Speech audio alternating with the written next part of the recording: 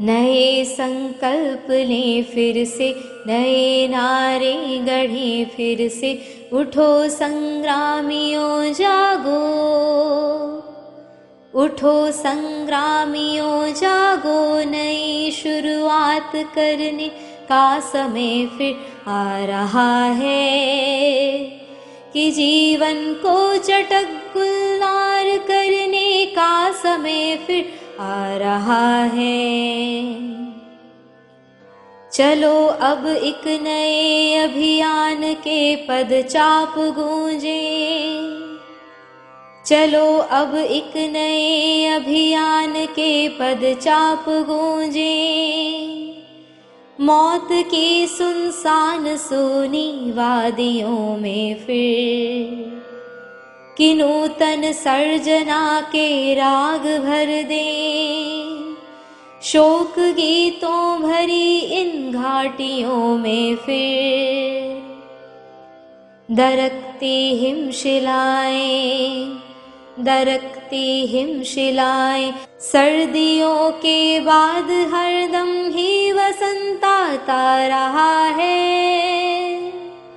यह प्रकृति की गति रही है, अंधेरे गर्भ में ही रोशनी पलती रही है। अंधेरे गर्भ में ही रोशनी पलती रही है। पराजय झेलने पर भी शिविर में न्याय की हरदम मशालें जीत की जलती रही है। पराजय आज का सच है, पराजय आज का सच है। समर तो शेष है फिर भी, उठो ओ सर्जकों, नव जागरण के सूत्र रचने का समय फिर आ रहा है, कि जीवन को चटक गुलजार करने का समय फिर आ रहा है। नए संकल्प लें फिर से, नए नारे गढ़ें फिर से।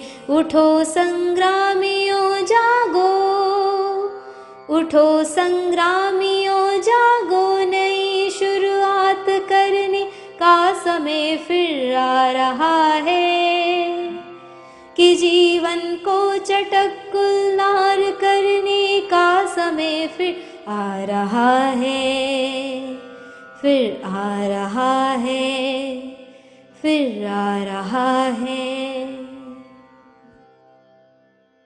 ओम शांति। गुलामों की नई फौजें सजेगी, हिल उठेगी रोम की ताकत और आतंक पिघलेगा। महल वर्साएगा फिर धूल में मिल जाएगा, गतिरोध टूटेगा, महाविद्रोह उठेगा। कम्युनियार्ड पेरिस के उठेंगे हर नगर में, अवरोरा जलपात से फिर तोप गरजेंगे। लतीनी अमेरिका, एशिया में, अफ्रीका में क्रांतियों के रक्तवर्णी मेघ बरसेंगे। न उनकी जीत अंतिम है, न अपनी हार अंतिम है। उठो ओ नौजवानों, इनकलाबों के नए संस्करण रचने का समय फिर आ गया, कि जीवन को चटक गुलजार करने का समय फिर आ गया। हर शहर में एक शिकागो उठ खड़ा हो, सोचकर आगे बढ़े हम। मई दिवस बन जाए हर दिन साल का, यह सोचकर तैयारी करने लगे हम फिर। सुनो इतिहास कहता है, पराजय झेल कर ही क्रांतियां परवान चढ़ती है। नया इतिहास बनता है, अंधेरा आज गहरा है। श्रमिक जन मुक्त होंगे एक दिन निश्चित, समय का ज्ञान कहता है। सजेंगे फिर नए लश्कर, मचेगा रण महाभीषण। उठो ओ शिल्पियों, नवयुद्ध के उपकरण गढ़ने का समय फिर आ रहा, कि जीवन को चटक गुलजार करने का समय फिर आ रहा। नए संकल्प ले फिर से, नए नारे गढ़े फिर से। उठो संग्रामियों जागो, नई शुरुआत करने का समय फिर आ रहा। क्रांतियां हुई और क्रांतियों में बहुत कम समय में वो परिवर्तन आ जाता है जो लंबे समय से नहीं आया। क्रांतियां होती है, रक्तवर्णी मेघ गरजेंगे। बाहर जितनी भी क्रांतियां हुई वो रक्तपात की क्रांतियां थी। बाहर जितनी भी क्रांतियां हुई उसमें हलचल थी, विद्रोह था, और सत्ता पलट दी गई। नई सत्ता आई, नया शासन आया। परंतु जो आध्यात्मिक क्रांति है वो भीतर है, उसमें भी हलचल है, उसमें भी विद्रोह है, उसमें भी सत्ता पलट दी जाती है। परंतु किसकी सत्ता? असत्य की सत्ता। भीतरी क्रांति अर्थात असत्य को खत्म कर देना और सत्य के राज्य की स्थापना करना। इस क्रांति में जैसे वो क्रांतियां होती है उस तरह से तोहफे नहीं है, बंदूकें नहीं है, गुलामियों की नई फौजें सजेगी, हिल उठेगी रोम की ताकत और आतंक पिघलेगा। वहां आतंक के खिलाफ लड़ाई है। महल वर्साए का फिर धूल में मिल जाएगा। गतिरोध टूटेगा, महाविद्रोह उठेगा, कम्युनैड पेरिस के उठेंगे। हर नगर में अवरोरा जलपात से फिर तोप गरजेंगे। लतीनी अमेरिका, एशिया में, अफ्रीका में क्रांतियों के रक्तवर्णी मेघ गरजेंगे। न उनकी जीत अंतिम है, न अपनी हार अंतिम। उठो नौजवानों, इनकलाबों के नए संस्करण गढ़ने का समय फिर आ गया। वहां की क्रांतियों में भयंकर हलचल है, हवाएं दूषित हो जाती है, लड़ाइयाँ जब होती है तो, और फिर एक नया राज्य स्थापित होता है। और जैसे कहा, कम समय में बहुत सारे बदलाव, बहुत सारे परिवर्तन आ जाते, और भीतरी जो क्रांति है उसमें भी कम समय में बहुत सारे बदलाव आ जाते। बुद्ध 6 साल से तपस्या कर रहे थे, 6 साल से साधना कर रहे थे, 6 साल से सत्य को ढूंढ रहे थे, 6 साल से शास्त्रों का अध्ययन, सिद्धियों को प्राप्त किया, हर प्रकार की साधना की, परंतु सब कुछ निष्फल। और फिर उस रात, बस उस एक रात में ही सत्य को पाया। यह भी एक क्रांति ही थी, स्पिरिचुअल रिवॉल्यूशन, स्पिरिचुअल म्यूटिनी, विप्लव, विद्रोह, रिवॉल्ट। तो कम समय में परिवर्तन आ जाना, इसे कहते हैं क्रांति। और ये तब आएगी जब दिल को कोई बात छू जाएगी। ये तब आएगी जब तीर बहुत गहरा लग जाए। इसके लिए हम वो सभी बातों की चर्चा कर रहे हैं कि शायद किसी एक बात से तीर लग जाए और वो तीर क्रांति लाए। बुद्ध से किसी ने पूछा था, सम्यक संबुद्ध बुद्ध, आफ्टर एनलाइटनमेंट, जो तुमने पाया उसमें तुमने क्या पाया? बुद्ध ने कहा, और पूछा कि तुमने क्या खोया और क्या पाया?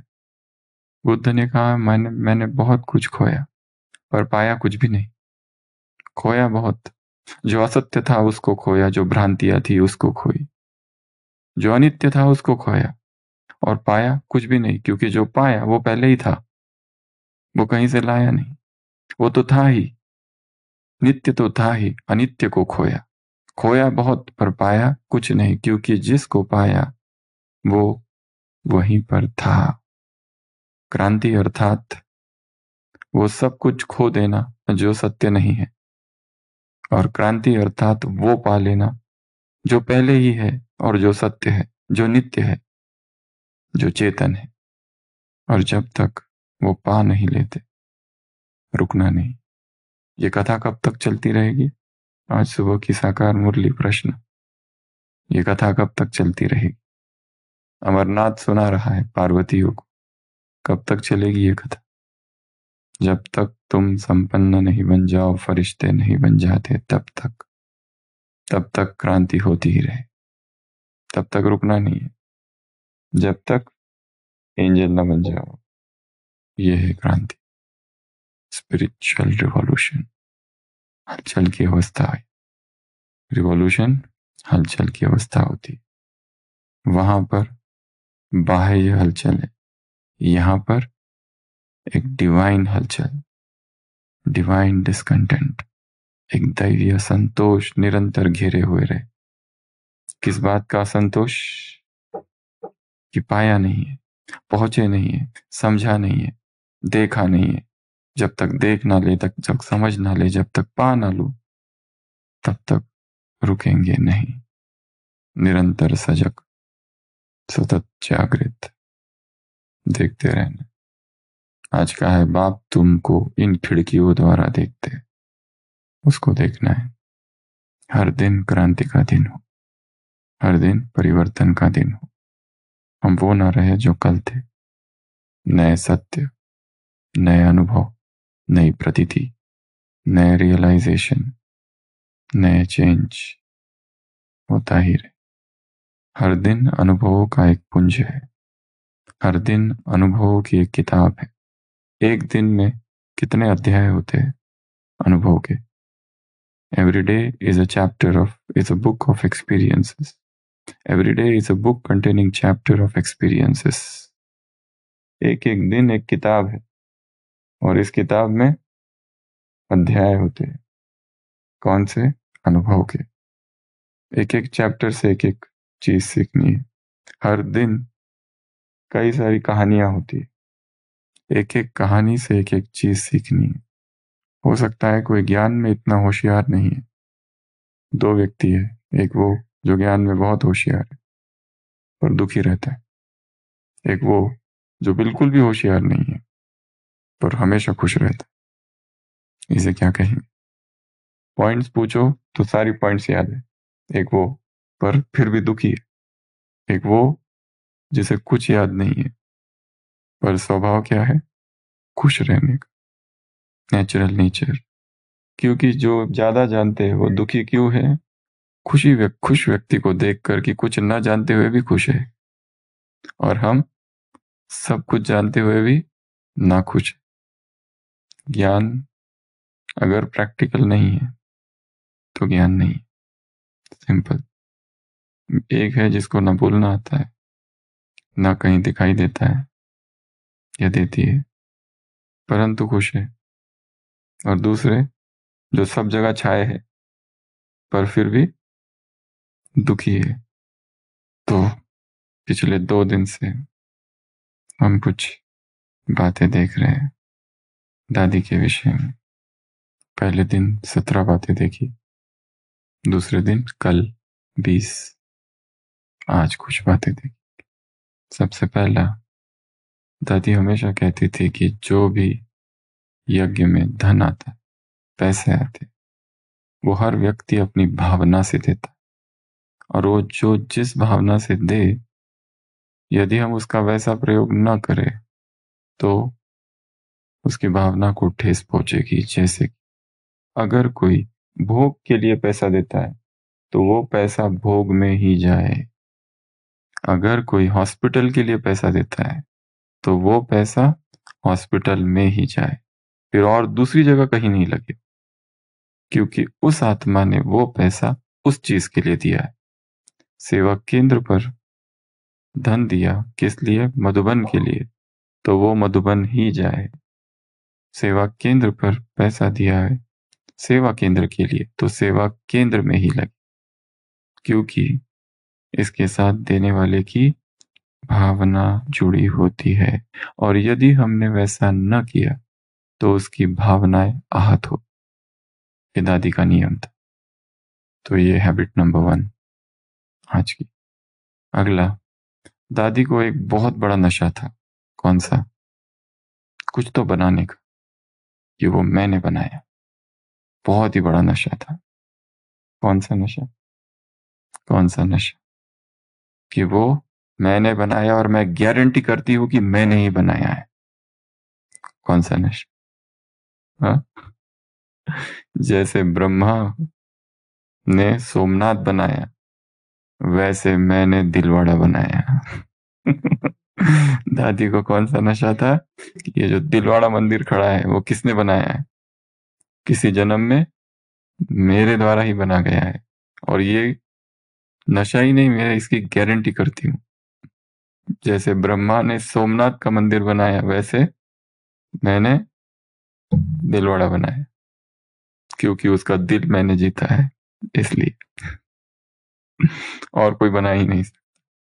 तो देखो कैसे नशा है, गारंटी वाला नशा, ऊपर ऊपर वाला नहीं। जो आत्माएं नशे में रहती है उनको एक फायदा होता है। कौन सा?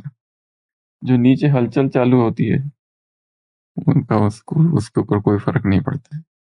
नीचे हलचल ही हलचल है। और जो नशे में है उसको कोई फर्क पड़ता है क्या?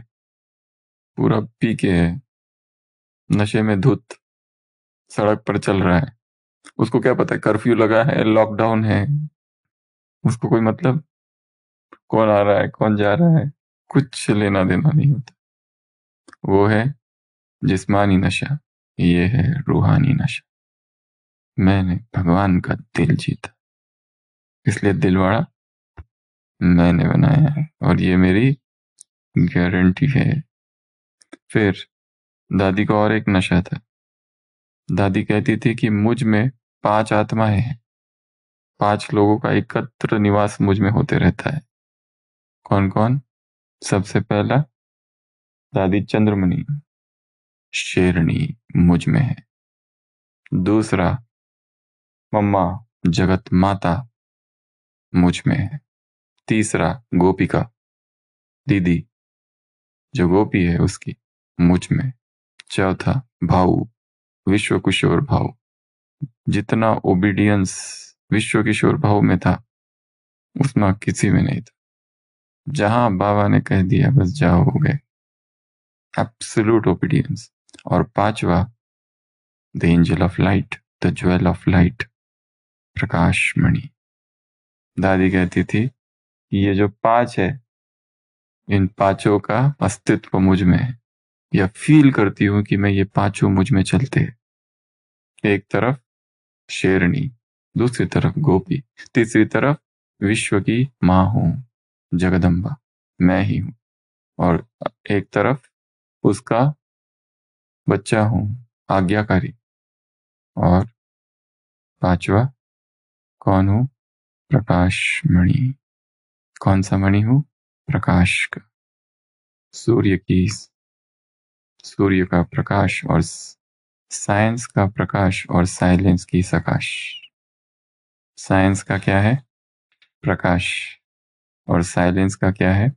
सकाश। तो वो साइलेंस मुझ में है।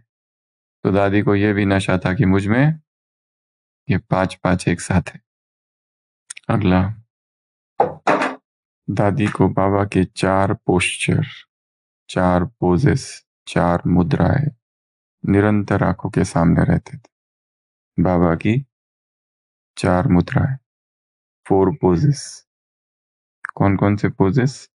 सबसे पहला पोज तपस्या का, जो बैठा हुआ है। दादी कहती है कि मैं हमेशा बाबा को उस रूप में देखती रहती हूँ कि बाबा कैसा है, तपस्या रूप में बैठा हुआ है। ये पहला। दूसरा लेटर राइटिंग वाला, तकिया रख के लेटर लिख रहे, वो वाला पोज। तीसरा विष्णु वाला, तीसरा विष्णु वाला अनंतासन में, जैसे भक्ति में दिखाए थे ना, विष्णु कैसा है, क्षीर सागर में शेषनाग के ऊपर अनंतासन में लेटा हुआ है, इसको अनंतासन कहते हैं योगासन में। तो वैसे बाबा का भी एक चित्र है ना, लेटा हुआ अनंतासन में। और चौथा पहाड़ों पर पत्थर से टिका हुआ मगन अवस्था में एक चित्र है, देखा होगा सबने। तो दादी कहती है कि ये चारों मुद्राएं मेरी आंखों के सामने घूमते रहते। उस तन से, इन खिड़कियों से कौन देख रहा है सच सुबह की साकार मुरली? इन खिड़कियों से भगवान झांक रहा है, इन झरोकों से वो देख रहा है। नेक्स्ट, दादी कहती थी मैं 3 S को निरंतर सफल करती हूँ, 3S। कौन से? श्वास, समय, संकल्प। श्वास, समय और संकल्प। दादी के 3P भी है। कौन से? 3Ps। हर कर्म में ये 3Ps हो तो सफलता मिलेगी। Powerful, positive, powerful, positive, purity. Powerful, positive और प्यूरिटी। पीस पार्क का बाबा का कमरा है ना, वहां लिखा है। तो 3 चीजों को सफल करना है, श्वास, समय और तीसरा संकल्प। तो ये हो गया कितवा पॉइंट? 6वां। उसके बाद नेक्स्ट, दादी का एक नियम और भी था जो हमने कल भी देखा कि बचपन से ही बीमारियों ने छोड़ा नहीं, कुछ ना कुछ होते रहा, पर एक नियम निरंतर रहा कि चाहे कितने भी बीमार हो, परंतु अमृत वेला बिस्तर पर नहीं। क्यों? क्योंकि जो बिस्तर होता है उसमें नींद के स्लीपी वाइब्रेशंस होते, नींद के, और हो सके तो में भी कई जगह संभव नहीं, वो कमरा जो है उसमें भी नींद के वाइब्रेशंस होते। इसलिए अमृत वेला बिस्तर और कमरा दोनों का त्याग कर। बिस्तर त्याग, कमरा त्याग। क्योंकि इस कमरे में कौन से वाइब्रेशन है? नींद के, नींद, स्लीप वाइब्स। अगर कमरा है ही नहीं दूसरा, बालकनी, टेरेस या बिल्कुल भी कुछ नहीं है, तो कम से कम चेयर तो है या नीचे तो है, परंतु अमृत वेला बिस्तर पर नहीं। ये दादी का नियम था। नेक्स्ट, कई बार बीमारियों की वजह से पूरी पूरी रात दादी को नींद नहीं आती थी। तो दादी क्या करती थी जब नींद नहीं आती थी? तो वो तो है, और बाबा का आओ, हाँ, बाबा आओ और मुझे नींद दिला दो। क्योंकि जब नींद नहीं आती है तो वो समय आत्मा कुछ ना कुछ गड़बड़ जरूर करती है, बेचैनी की अवस्था होती और हाथ में मोबाइल। तो क्या करना है? अगर नींद ना आए तो बाबा का आह्वान करो, आ जाओ और मुझे नींद दिला दो। क्योंकि हो सकता है कई बार ऐसे जीवन में प्रसंग आते हैं कि बिना किसी कारण के नींद ही नहीं आती, जबकि दिन में भी नहीं सोए, थोड़ा भी नहीं सोए, उसके पहली रात भी नींद नहीं थी ठीक से, और फिर भी नींद नहीं, ऐसा भी हो सकता है। तो क्या करना है? बाबा को पुकारना, आह्वान करना, बुलाना, तो अपने आप नींद आ जाएगी धीरे धीरे, जरूरी नहीं तुरंत। आ जाएगी। उसके बाद में एक स्वभाव था दादी में, एक आदत थी। कौन सी? नॉन अटैचमेंट की। अंग्रेजी में जब शब्द प्रयोग किया जाता है अटैचमेंट के विरुद्ध, तो डिटैचमेंट कम प्रयोग होता है। क्या ज्यादा प्रयोग होता है? Non attachment. अटैचमेंट नहीं। फोकस किस पर है? अटैचमेंट नहीं पर। कई बार ऐसा हुआ दादी के साथ कि कई भाई बहन अपनी अपनी समस्याएं लेकर आए, पर दादी ने जब देखा कि यहाँ मेरे से कोई कंसर्न नहीं है इन चीजों का, तो दादी उनको दूसरों के पास, जिससे रिलेटेड वो बात है, उनके पास भेज देती थी। खुद डिटैच्ड, अननेसेसरी कहीं पर इन्वॉल्व नहीं होती थी। स्तुति मिलती थी तो साक्षी हो जाती, सब कुछ ऊपर। और सबसे महत्वपूर्ण बात, किसी को अपनी तरफ आकर्षित नहीं कराती थी। सभी योगियों के सामने एक बहुत बड़ा खतरा ये होता है। कौन सा? रूहानी। क्योंकि बीकेज में अट्रैक्शन बहुत ज्यादा है, बीकेज में बहुत ज्यादा अट्रैक्शन। क्यों? कुमारों में भी और कुमारियों में, ब्रह्मा कुमार में भी, ब्रह्मा कुमारियों में भी। क्यों? क्योंकि प्यूरिटी एक, दूसरा सारे काम, साफ सफाई, क्लीनलीनेस, और सारे काम एक्यूरेट। तो बाहर वालों के लिए तुरंत आकर्षित होते हैं ये सब देखकर। क्योंकि संसार विकारी है। तो ये सब चीजें जो होती है इनकी बहुत ज्यादा आकर्षित करती है, बाहर वाले छोड़ो, भीतर वाले भी। तो योगियों के सामने एक खतरा हमेशा रहता है। कौन सा? आकर्षण। इसके लिए जो भी स्टेज पर है, वैसे तो निरंतर हम स्टेज पर है, परंतु हीलिंग टेक्निक में एक टेक्निक सिखाई जाती है जिसमें हमें अपना ऑरा क्लीन करना होता है। क्योंकि जैसे ही आप स्टेज पर है, हजारों आंखें देख रही, तो उनके वाइब्रेशंस टच हो रहे हैं। इसके लिए जो स्पिरिचुअल टीचर्स होते हैं, spiritual teachers all over the world, वो उसके लिए एक शब्द है, वो याद नहीं आ रहा है हमें, वो पूरा शरीर से जो वाइब्रेशंस आए हैं उसको निकालते हैं। जैसे कि एक इमेजिनरी आग का गोला है या एक चीज है जिसमें आग जल रही है, तो जो एनर्जी है, नेगेटिव एनर्जी, क्योंकि इतने लोगों के संपर्क में आए, हजारों लोग थे, सामने ना भी होंगे तो टीवी पर देख रहे होंगे, और उन सब के संकल्प चल रहे हैं। तो जिसको वो कहते हैं कि ऑरा क्लीन करना, हाथ से निकालते उसमें डालते, इधर निकाला उसमें डाला, इधर से निकाला फिर उधर डाला, फिर यहाँ से निकाला उधर डाला, फिर पैरों से निकाला उसमें डाला। ये सारा निगेटिव एनर्जी जो भी आई है उसको उसमें डाल देना। और टीचर्स जो होते हैं, स्पेशली हीलिंग टीचर्स, एक एक हीलिंग सेशन करने के बाद उनको ये कंपलसरी करना पड़ता है। क्योंकि जैसे ही आप हीलिंग करते हो किसी आत्मा की, स्पिरिचुअल हीलिंग, प्राणिक हीलिंग, तब क्या होता है, जो बीमार व्यक्ति है उसके प्रकंपन, एक तो होता है हम उसको हील कर रहे हैं, परंतु उसकी बीमारी हमको ना आ जाए सूक्ष्म में। तो इसके लिए अपना प्रोटेक्शन भी हमको करना है।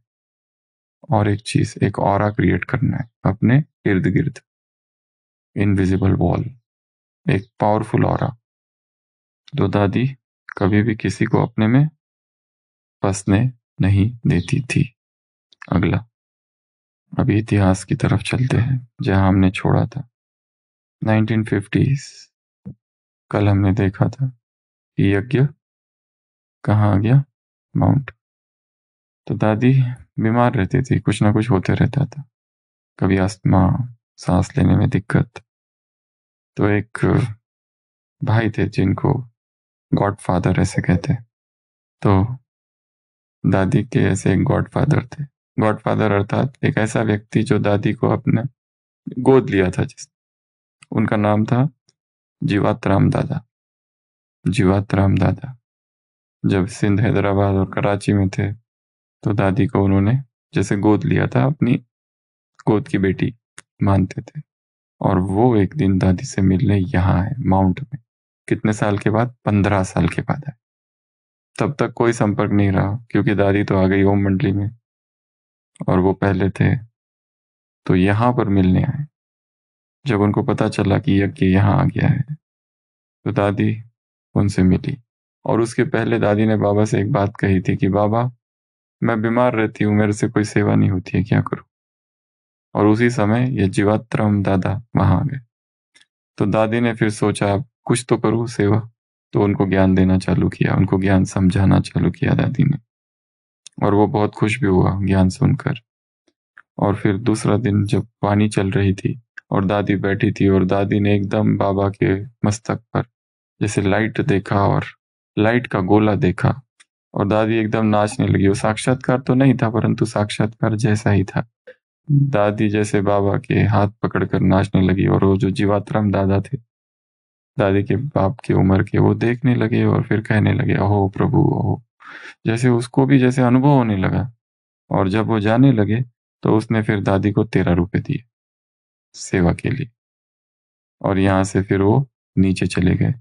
और नीचे जब पहुंचे आबू रोड, फिर से बाबा को फोन किया और कहा कि विश्व किशोर भाव को तुरंत भेजो, अर्जेंट काम है। इनको लगा पता नहीं क्या हो गया, तबीयत खराब हुई या कुछ हो गई। और नीचे गए, और नीचे जाने के बाद वो बहुत बड़े व्यक्ति थे, और उन्होंने अपने सारे शेयर बेच दिए, और जो भी पैसा आया नीचे जाके कुछ लिखा पढ़ी की, और सब कुछ भाव को दे दिया यज्ञ के लिए। और वो समय कौन सा चल रहा था? बेगरी पार्ट, जब यहाँ कुछ नहीं था। तो बाबा ने तब एक वाक्य कहा, और वो कौन सा वाक्य था? भक्ति में गायन है, जब भक्तों पर भीड़ भीड़ पड़ती है तो भगवान आते। यहाँ पर भगवान पर भीड़ पड़ी है तो भक्त मदद करने आ गया। तो ये भी किसका परिणाम था? दादी ने जो सेवा की। हम कुछ कर नहीं सकते धन की सेवा, पर हम उनकी सेवा तो कर ही सकते हैं। तो जो जीवात्म दादा थे, उन्होंने अपने सारे शेयर के पैसे दे दिए, वो ऊपर आ गया। तो बाबा ने फिर ये वाक्य कहा था उस समय। तो ये भी एक सेवा है। हम कुछ नहीं कर सकते, हम बहुत गरीब है, पैसे हमारे पास नहीं है, पर हम आत्माओं की सेवा तो जरूर कर सकते हैं, उसमें भी हमारा भाग्य बनता है। तो दादी ने ये सेवा की उस आत्मा की। दादी अपना एक और अनुभव सुनाती है कि जब ट्रेनिंग सेंटर बन रहा था टीचर्स का, तो बाबा दादी को एक बार लेके गए वहां पर और कहने लगे ये ट्रेनिंग सेंटर है और एक दिन तुम यहाँ टीचर्स को ट्रेनिंग दोगी, वो टीचर्स जो फिर सारे विश्व का कल्याण करेंगे। दुनिया भर से टीचर्स यहाँ आएगी और तुम उनको ट्रेनिंग दोगी, उनकी तुम क्लास कराओगी। दादी कहने लगी कि क्लास, ये तो मुझे कुछ भी नहीं आता है, और यहाँ इतने बड़े बड़े सब है, उनको मैं नहीं करा सकती। बाबा ने दादी को जैसे वरदान दे दिया। दादी ने कहा ये सब बड़े बड़े, ये मेरा क्या सुनेंगे? पर बाबा ने कहा कि ऐसा समय आएगा। और फिर बाबा दादी को हिस्ट्री हॉल में लेके गए और ये सिखाया क्लास तुम कैसे कराओगी, क्या कैसे कराना चाहिए। तो दादी कहती है कि बाबा ने ही मुझे ये सिखाया कि किस तरह बोलना है। सेवाएं बहुत सारी है, परंतु उसमें से एक सेवा ये भी है, क्लास का नहीं। ऐसा नहीं कि ये बहुत बड़ी सेवा है, परंतु ये भी एक सेवा है। परंतु इस सेवा के लिए स्थिति बनानी पड़ती, स्थिति, चिंतन, स्वयं को बहुत सारे व्यर्थ वाइब्रेशन से मुक्त रखना, स्वयं को ऊपर रखना होता है, क्योंकि नीचे गड़बड़ी गड़बड़, और जिनका कल्याण करना है उसके ऊपर रहना होता है।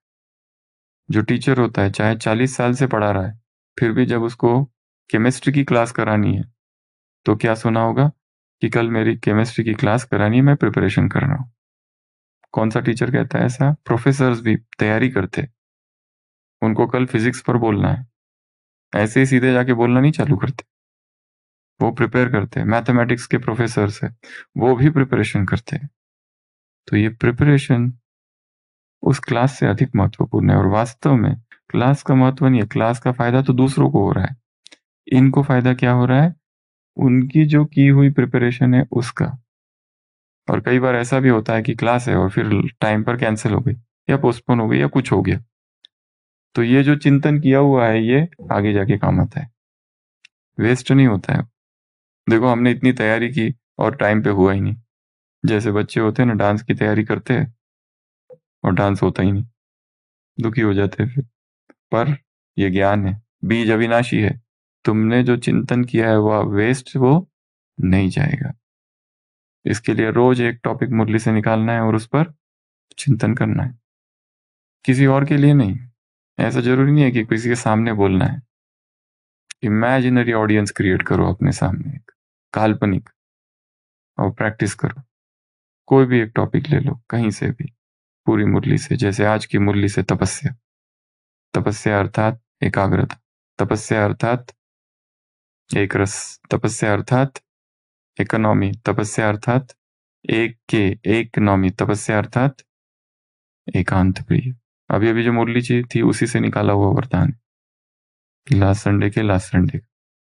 तो टॉपिक ले लो तपस्या। अब अगर हमें तपस्या पर बोलना है तो ये थोड़ा मन में हलचल पैदा करेगा कि हम भोगी विलासी और बोल रहे तपस्या पर। मन मना करेगा, मन डूबने नहीं देगा भोग विलास में। हमें करना ही पड़ेगा तपस्या, इज्जत का सवाल है। बाहर का नहीं तो अंदर ही, मन खाएगा नहीं तो। Next story. एक बार दादी ने बाबा से कहा था, बाबा मुझे सेवा में जाना है, मुझे सेवा जाना है। तो बाबा ने कहा ठीक है जाओ। तो बाबा ने दादी को बुलाया। दादी प्रकाश मणि उस समय कैशियर रहती थी। और फिर दादी से कहा इनको पैसे दो। 25 रुपए दिए और दादी ने अपने जोड़ी कपड़े लिए और निकल पड़ी सेवा के लिए। कहाँ पर? मुंबई। और मुंबई में दादी के लौकिक रिश्तेदार, माता पिता भाई, ये सब रहते थे। तो दादी निकल पड़ी सेवा के लिए 25 रुपए लेकर, 2 जोड़ी कपड़ा लेकर मुंबई स्टेशन पर पहुंची और वहां से सेवा केंद्र गई पैदल। ये है स्टोरी। हम सेवा करते हैं पर हमें क्या चाहिए? सारी फैसिलिटीज, सारी सुख सुविधाएं। कार है पर हम नहीं जाएंगे, एसी नहीं है उसमें। हम और जाए सिंपल वाली कार में। देखो दादी स्टेशन पर पहुंची और पैसे तो थे परंतु ट्रैवलिंग में खर्च नहीं किए। वहां से सेंटर तक, मुंबई सेंट्रल से पैदल। Next story. दादी का भाई आया, लौकिक भाई, लेने और कहने लगा चलो घर, माता जी इंतजार कर रही है, इतने दिनों से देखा नहीं है। दादी ने कहा जीऊंगी मरूंगी यज्ञ में। लौकिक घर नहीं गई और गई भी तो 1 हफ्ते बाद, क्योंकि माता जी बार बार याद कर रही है इसलिए। तो भाई लेने आया पर दादी ने क्या कहा? मैं नहीं जाऊंगी। बाद में गई दादी अपनी लौकिक माँ से मिलने 1 हफ्ते बाद, क्योंकि लौकिक में जाते ही क्या चालू हो जाता है? उनको देखते ही मोह जागृत हो जाता, पुरानी यादें ताजा हो जाती है। मम्मी, मम्मी को देखा नहीं है, मम्मी के हाथ का खाना है, मम्मी की याद आ रही है। बाबा ने दादी की माँ के नाम एक लेटर दिया था मधुबन से, दादी के लौकिक माँ के नाम, और उसमें कहा था ये जो जनक बेटा है, बाबा दादी को बेटी नहीं कहते थे, बेटा कहते थे, जनक। और जानकी नहीं कहते थे, जनक कहते। ये मेरा वो रत्न है जो अष्ट रत्नों में आने वाला है। क्या कहा? ये वो है जो अष्ट रत्नों में। और वो लेटर सुनकर बस इतना दादी को याद था, उसमें ये लिखा था, बाकी क्या लिखा था पता नहीं, दादी ने देखा नहीं, पर ये बात लिखी थी। और फिर दादी कहती है कि मेरी माँ, लौकिक माँ, बहुत खुश हो गई ये लेटर सुन पढ़कर। तो ये एक स्टोरी। तो कौन सी आदत? लौकिक से अटैचमेंट। मेरा बेटा, मेरा पति, मेरी पत्नी, जितनी ज्यादा अटैचमेंट उतनी आत्मा में पावर कम होने लगती है, क्योंकि अटैचमेंट जिससे है वो व्यक्ति हमारी पावर को खींचता है। उसके संकल्प, उसकी खुशी, उसको क्या चाहिए, उसको क्या अच्छा लगता है, क्या अच्छा नहीं लगता, उसकी पसंद का साइकिल, सर्कल चालू हो जाता है। चिंतन। नेक्स्ट। दादी जब तक लौकिक उधर थी मुंबई में, दादी ने क्या किया? हर दिन सत्संग, हर दिन कभी समुद्र किनारे में महालक्ष्मी मंदिर, कभी लाइब्रेरी, कभी किंग सर्कल, कभी दूसरे दूसरे टेम्पल्स, हर दिन जा जा के सेवा की। एक दिन भी नहीं रुकी, चित्र लेके गई और लोगों को समझाना चालू। और आते समय फिर पैदल आती थी। अब यहाँ एक दूसरी बात है, कई बार लोग दादी को लिफ्ट ऑफर करते थे, पर दादी कहती है कि मैंने एक बार भी किसी से लिफ्ट नहीं ली, किसी से एक बार भी लिफ्ट नहीं ली। कई बार ब्रह्मा कुमारी बहनें होती है, सेवा केंद्रों पर, गीता पाठशालाओं पर जाती है, और सेंटर के कुछ भाई होते हैं जो अभी अभी ज्ञान में आए हैं और उनको पता नहीं, सारे नियम पता नहीं होते, थोड़े थोड़े नियम पता होते हैं, पर बहुत भावना होती है बहनों के प्रति, बहुत भावना होती है। अभी अभी कोर्स हुआ है और बहुत भावना वाले होते हैं, गृहस्थी होते हैं और अभी भी ज्ञान में आ गए, और बहन जी को अकेले जाते हुए देखते हैं, कहते हैं कि आओ हम तुमको छोड़ देते हैं स्कूटर पर, बहुत शुद्ध भावना से, बहुत पवित्र भावना से। तो वहां दादी की ये बात याद रखनी है। कौन सी? लिफ्ट नहीं लेनी। उनको बहुत प्यार से समझाना है कि हमारे यज्ञ का ये नियम है। वो हर्ट भी ना हो, क्योंकि ये वो भाई लोग हैं जो बहुत अनन्य है, अभी अभी आए हैं, कुछ समय हो गया है, और ऐसा करती भी है बहन, बताने की आवश्यकता नहीं है, फिर भी ये पॉइंट आई है इसलिए बता रहे हैं कि दादी कहती है कि मैंने कभी भी किसी से लिफ्ट नहीं ली। नेक्स्ट, जब मुंबई में थी और दादी को कहती है जब मुझे भूख लगती थी तो मैं क्या करती थी। दादी कहती थी मेरे पास एक आना रहता था और बाबा ने परमिशन दी थी। मेरे पास पैसे रहते थे और बाबा ने ये परमिशन दी थी कि 1 रुपया तुम खर्च कर सकती हो अपने लिए। तो दादी कहती थी मैंने 1 रुपया खर्च नहीं किया कभी भी, हमेशा कितना खर्च किया, एक आना, जिसमें 4 केले ले लेती थी। फ्रूटेरियन डाइट, केले खा लो तो भूख खत्म, सस्ते हैं, पेट भर जाता है, नमक वाले नहीं है, नमक खाओ तो भूख लगती है, मसाला खाओ तो भूख लगती है, तला हुआ खाओ तो भूख लगती है, पका हुआ खाओ तो भूख लगती है। With eating comes appetite. वैसे भूख नहीं लगती है, पर जैसे खा लो फिर भूख लगना चालू होती है। कोई कहो कि 12 बजे तक तुमको कुछ नहीं खाना है, आराम से 12 बज जाते बिना कोई संकल्प के। पर यदि कुछ खा लिया, पानी भी पी लिया या कुछ भी ले लिया, एक बार ले लिया फिर नेक्स्ट भूख लगना तुरंत चालू। ये नियम है, विथ ईटिंग कम्स एपिटाइट। अगर खाया ही नहीं तो फिर भूख नहीं लगती, और खा लिया फिर खाते रहो खाते रहो खाते रहो खाते रहो। ये सिंपल सा नियम है। तो दादी कहती है कि मैं एक आने के क्या करती थी, 4 केले काफी है, 4 केले प्यार से खाने का, उसको बैठ के बाबा की याद में धीरे धीरे। नेक्स्ट, पर बाबा दादी कहती है जब मैं बेंगलोर में गई फिर मैं 8 आने यूज करती थी। तो 4 आने में नारियल पानी लेती थी और 4 आने थे उसमें गाजर और टमाटर लेती थी। और अगर एक्स्ट्रा पैसे है और बच गए तो फिर मधुबन की भंडारी में भेज देती थी। इसमें भी बचे हुए हैं, वो भी मधुबन की भंडारी में। सारा जीवन किससे भरा है, त्याग से। नेक्स्ट, दादी कहती है मैं पूना में थी और फिर पूना से मुंबई में मुंबई वाया मुंबई और फिर आबू में आई। और बाबा को दादी ने एक बार कहा, बाबा मुझे आपका धर्मराज का रूप नहीं देखना है, आगे धर्मराज मुझे आंख ना दिखाए। और दादी कहती है एक बार मैंने जब ये संकल्प आया तो 40 दिन तक मधुबन में तपस्या की, एक ही कमरे में रहकर, 1 रूम, लॉकडाउन, कहीं बाहर निकली। 40 दिन तक एक ही कमरे में कंटिन्यूअस तपस्या की। कब की, और बाबा ने परमिशन दी इसके लिए कब, जब मैंने बाबा को कहा कि बाबा मुझे धर्मराज की सजा नहीं खानी है। और बाबा रोज कमरे में आते थे दादी को शक्तिशाली दृष्टि देने के लिए। और बाबा ने यह भी कहा था कि नहीं बच्ची, बाबा धर्मराज तुमको आंख नहीं दिखाएगा। तो ये सब क्या है, सेल्फ भट्टी करते रहना है बीच बीच में। क्या करना है, अपनी ही भट्टी। यहाँ मधुबन में आए, प्रोग्राम बनेगा, यहाँ सब आएंगे, क्लास होगी, फिर प्रोग्राम देंगे, तब भट्टी करना। ये एक प्रकार की भट्टी है। और दूसरी क्या है, व्यक्तिगत, पर्सनल। कोई प्रोग्राम नहीं है कहीं से, खुद ही डिसाइड करना, आज मेरी 24 आवर्स की भट्टी है, आज मेरी 24 घंटे की भट्टी है। कुछ भी कर सकते, केले खाने की भट्टी है, केले के अतिरिक्त कुछ मत खाना, मोनो डाइट। एक दिन केवल केला, एक दिन केवल मैंगो, मैंगो भट्टी, एक दिन केवल नारियल पानी। देखो क्या होता है।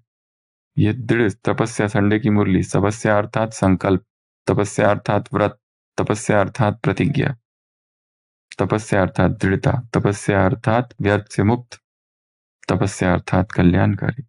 ये सारे परिभाषाएं तपस्या की है। कुछ भी तपस्या हो सकती है। एक संकल्प, एक ही सोमान ले लिया और सारे दिन भर उसका अभ्यास। तो दादी ने 40 दिन तक तपस्या की। जीसस क्राइस्ट के जीवन में दिखाते हैं 40 डेज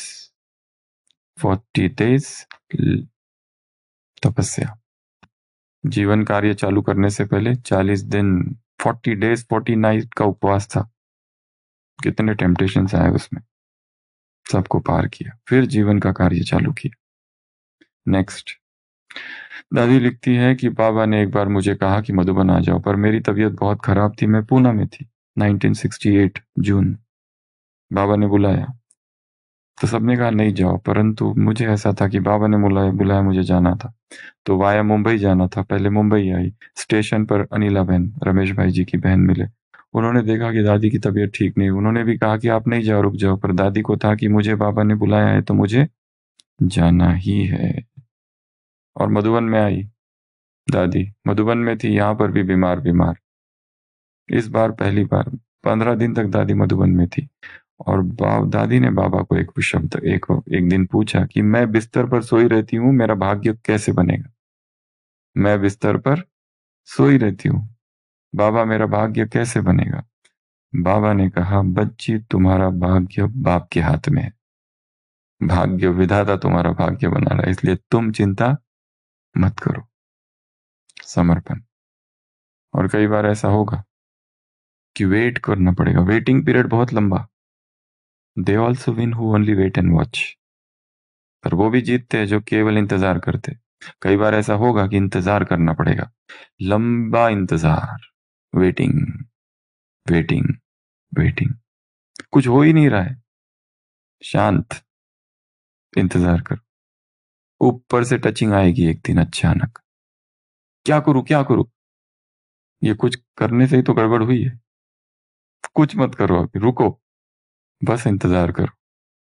बाबा कब तक कब तक कब तक, कब ये परिस्थिति बदलेगी? कई बार परिस्थिति बदलने को समय लगता है। कंस के अत्याचार चालू है, देवताएं कहां पहुंचे? विष्णु के पास, त्राहिमाम त्राहिमाम, कुछ करो। विष्णु ने कहा मैं आता हूं। कृष्ण ने जन्म लिया, कंस के अत्याचार चालू है।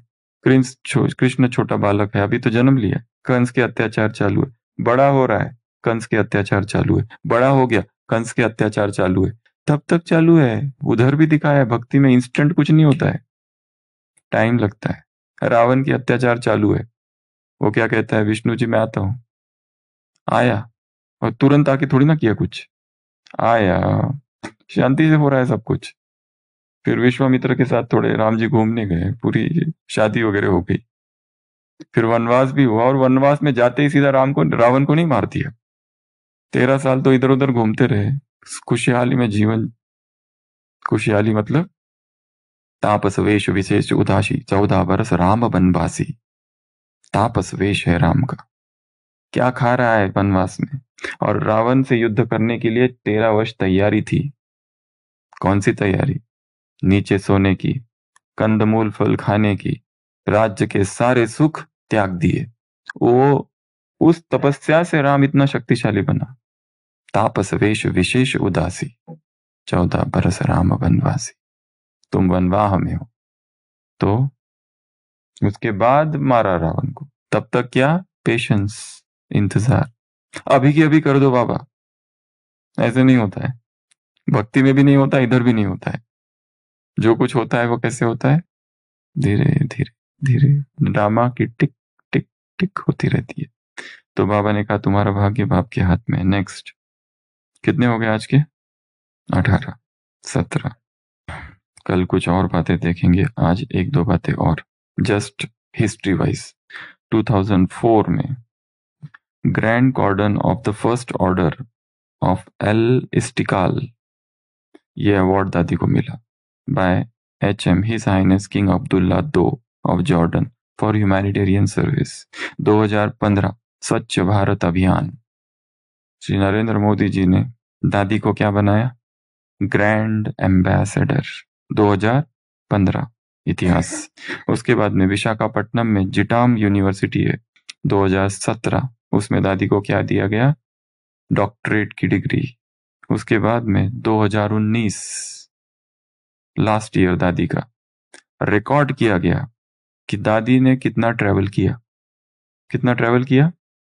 72,000 kilometres in India and across the world. सेवाओं के लिए कितना ट्रेवल किया? ऐसा किसी ने ट्रेवल नहीं किया होगा आज तक।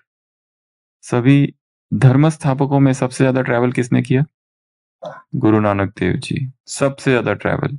इतना ट्रेवल गुरु नानक देव जी जितना ट्रेवल और किसी ने नहीं किया। कहाँ मक्का, कहाँ तो भारत के बाहर दूर दूर तक, और वो भी पैदल। तो हाईएस्ट गुरु नानक देव। और अभी यज्ञ इतिहास में कहो और वर्तमान समय सेवाओं के लिए सबसे ज्यादा ट्रेवल किसने किया?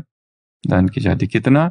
72,000 किलोमीटर्स अक्रॉस द वर्ल्ड, पूरे विश्व में इतना ट्रेवल किसी ने। दादी की 3 किताबें हैं, companion of God, pearl of wisdom, wings of soul.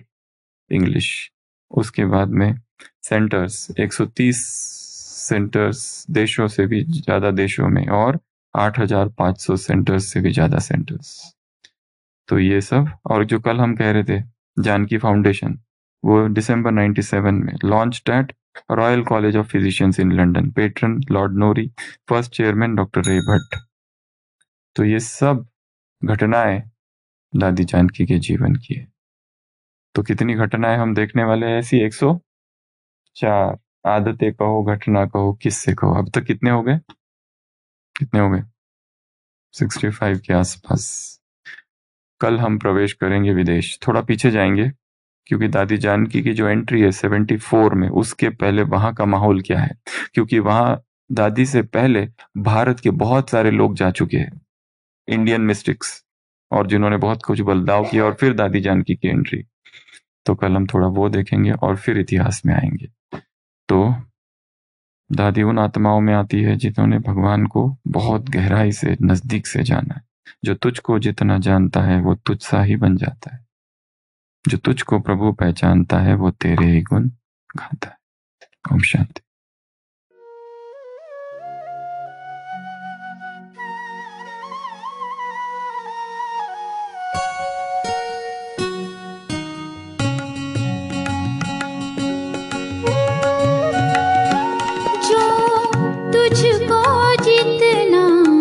जानता है, जो तुझको जितना जानता है वो तुझसा ही बन जाता है।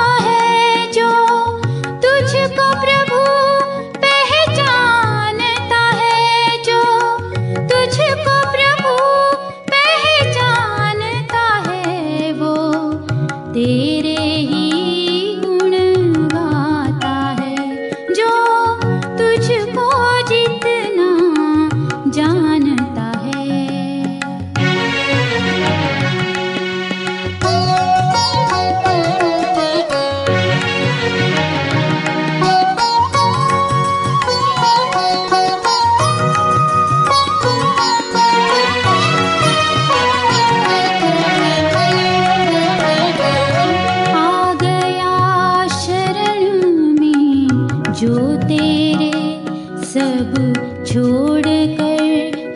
होशियारी को आ गया शरण में, जो तेरे सब छोड़ कर होशियारी को हो गया समर्पण तुझ पर ही, हो गया समर्पण तुझ पर ही।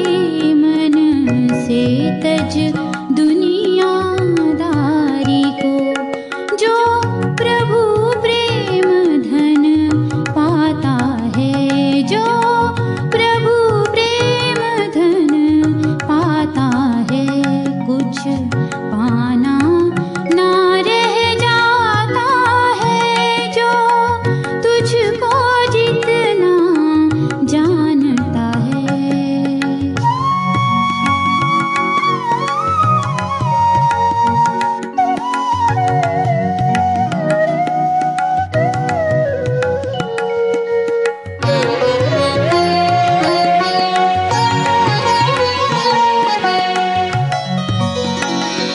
जिस दिल में तुम्हारी याद बसी, वो दिल जैसे दिल वाला है।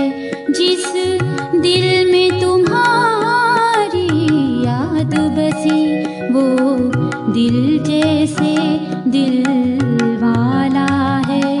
जो तन जग सेवा में अर्पित, जो तन जग सेवा में अर्पित, वो तन चैतन्य शिवाला है।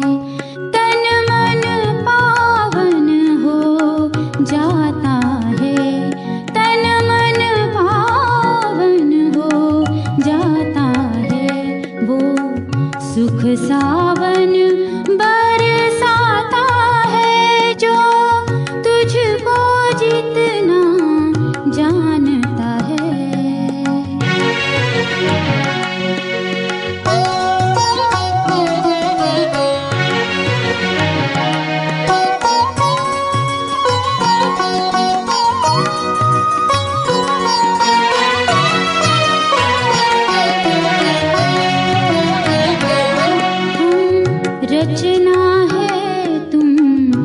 रचता हो हम जग में, तू जग से बाहर। हम रचना है तुम रचता हो हम जग में, तू जग से बाहर।